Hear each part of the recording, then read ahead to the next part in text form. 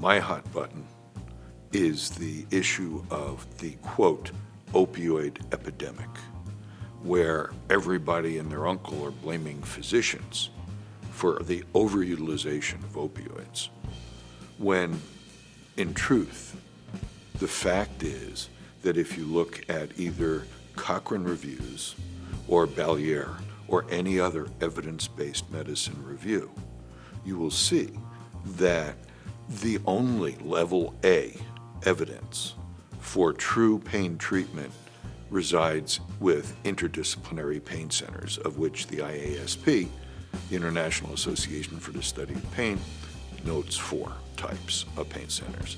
But an interdisciplinary pain center is the sine qua non for the best quality of pain relief per evidence-based guidelines.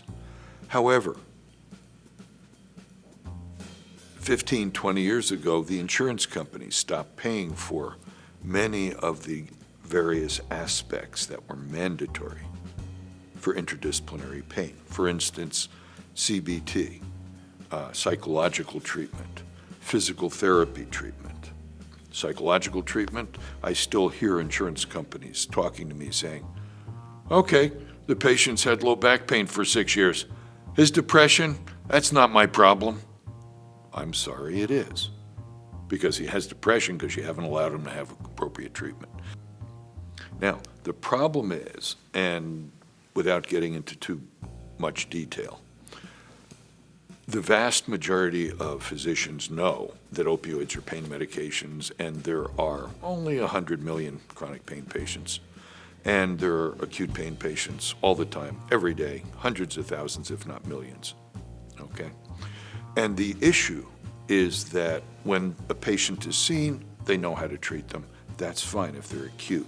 The problem is when the 80-20, 80% of the acute patients get better in 3 months after physiological healing, 20% don't. They become chronic pain patients. So does that mean you must continue opiates? No. My hot button in terms of why do doctors use opiates so much is because that's the only card many of them have to play. These are physicians that don't know the secrets, which aren't secret, of using anticonvulsant medications, NSRIs, other types of drugs, mexillatine. I mean, tomorrow I'm speaking on central pain syndromes and central neuropathic pain syndromes and the different ways of treating them. In the most typical, or the one that everybody thinks of, which is central post-stroke pain. Okay, used to be called the syndrome of Dejerine-Roussy. We won't get into that, but the point is, the pain is intractable. It is, I can't remember the term that I used in the talk, but basically, quality of life goes down very quickly. And at issue is the fact that contralateral to the pain, which is if you have a stroke on the right side, you're going to have left-sided pain. So this is contralateral, the other side to the pain. And when you look at those patients, you find that the opioid receptors are almost nil. Meaning either there's a significant downregulation in the number of mu opioid receptors that are made, or you have dying off of neurons with mu receptors. So opioids can't help those patients. The same thing with fibromyalgia patients. People give them opioids, terrible amounts of opioids. And guess what? Mu opioid receptors don't appear to work very well in those patients. So these patients get opioids, it doesn't help them.